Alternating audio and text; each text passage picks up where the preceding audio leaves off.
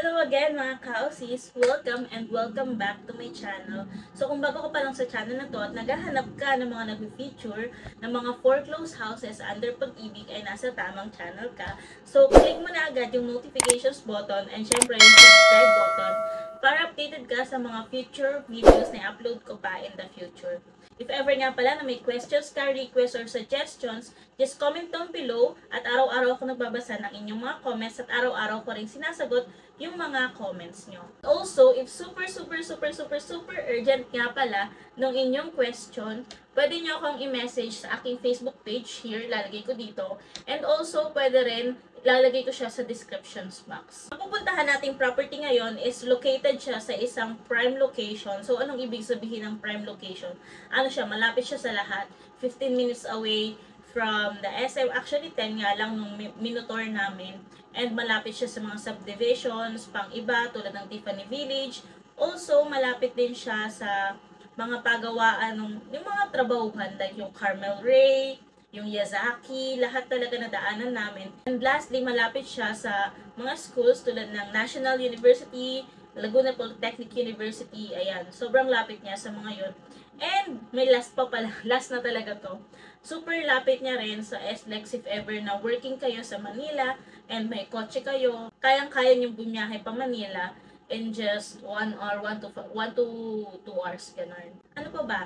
So, disclaimer lang na hindi ako affiliated kay Pag-ibig, hindi ako empleyado at hindi ako agent ni Pag-ibig. So, sa mga nangaaway sa akin dyan, kalmahan nyo lang, hindi po ako affiliated, okay? Under din pala siya ng first auction. So, yung in-upload ko kahapon, which is ilalagay ko dito, ayan, ano siya, parehas sila ng tranche and CR, first auction. Ibig sabihin, kahit cash, short-term installment, or long-term installment mo siya i-avail, is wala kang discount na makukuha. So, without further ado, puntahan na natin. So, I have mentioned earlier, malapit siya sa Carmel Ray kasi habang pumupunta kami is nadaanan namin yung Carmel Ray. Yan, nakakabulol talaga siya. So, itong property na to is under siya ng NCR First Public Auction Tranche SPV 311. Ang kanyang bidding duration ay simula January 29 hanggang February 2, 2024, samantalang ang kanyang opening ng bids is sa February 6, 2024. Ayan, aside pala sa SM, malapit din siya sa Walter Mart. As you can see, nadaanan natin siya kanina. And ito, yung mga schools na sinasabi ko rin kanina sa intro. So, baka sabihin nyo, sinungaling ako, nag-eme-eme lang ako. Totoo po lahat ng sinabi ko, ha? So, ang complete address pala nitong property ay sa Phase 2, Block 34, Lot 9, Calamba Park Place, Barangay Makiling, Calamba, Laguna. Ang kanyang lot area is around 58 square meters. So, makikita nyo, medyo malaki na rin siya. And ang kanyang floor area ay 44 square meters. So, isa itong duplex. Ang ibig sabihin is magkadikitan sila. Ayan, makikita nyo naman mamaya sa video kung ano yung itsura ng property. Ayan, in fairness lang talaga sa developer ng property na to, ha. Medyo maganda na yung mismong itsura ng property, aesthetic na yung itsura niya, halatang pinag-isipan, hindi yung basta tayo lang, ganun.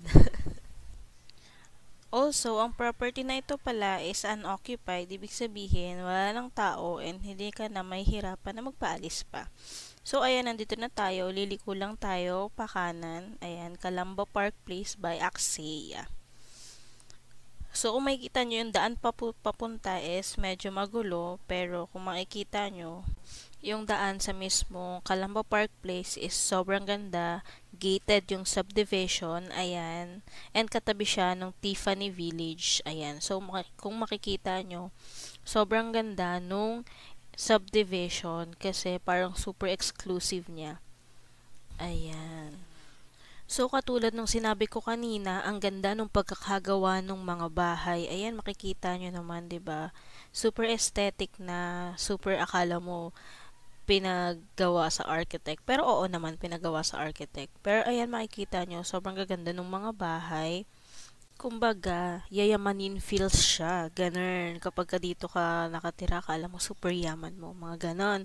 Pero, hindi ito sobrang mahala. Mura lang siya, kaya nga nagulat din ako. So, ang water provider pala nila dito is same as some subdivisions. Ayan, sa tangke siya, hindi siya under sa Laguna Water. Meron na ring mga internet providers na available. And also, under naman sila sa Meralco. So, nandito na tayo sa mismong property. Nasa medyo dulo siya. So, pangalawang kanto sa dulo is kumaliwa kami. At ito na yung property. As you can see, super aesthetic pa niya and malaki pa rin yung lot area. Maganda rin yung property. Wala kang makikitang major repairs. So, lilipatan mo na lang at lilinisan yung harap and yung gilid. Kasi imaginein mo, sa starting bidding price na 1.9 million pesos is ganito na kaganda yung property and nasa prime location pa siya. So, saan ka pa, 'di ba? Ganyan pa kalaki yung property niya. Siguro itong papaya yung mismong harang para malaman ko hanggang saan yung property. Ayan, pupuntahan muna natin yung likod para makita natin kung gaano pa siya kalawak. So, ayan, malawak pa rin yung nasa likod and meron siyang sink. Ang kagandahan dito, yung bathroom niya is nandyan na. So, ibig sabihin, mas malawak siya sa loob kasi yung bathroom hindi na isinama yung space dun sa my living room.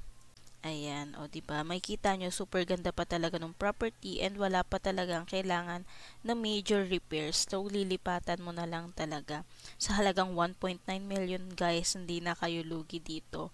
Ayun nga pala, ang magiging 5% down payment or bid bond nyo sa property na to is around 98,000 pesos. So, ang magiging monthly amortization, estimated lang to ha, for 30 years is around 8.9 thousand pesos. So, ayan.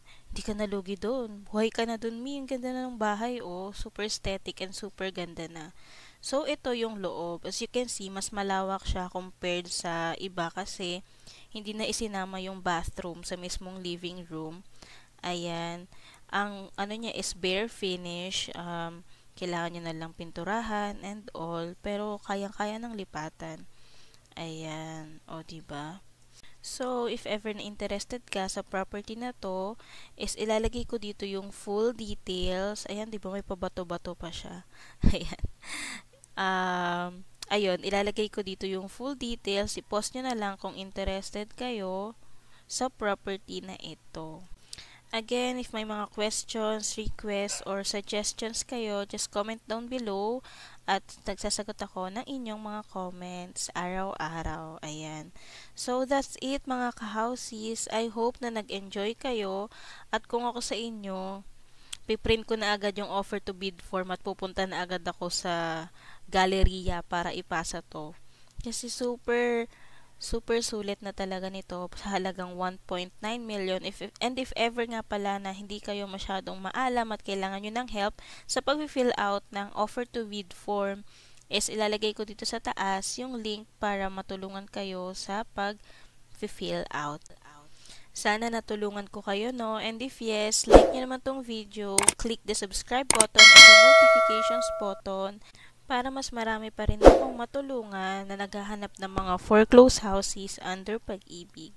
Ayun lang, hanggang sa muli mga ka-houses. Paalam!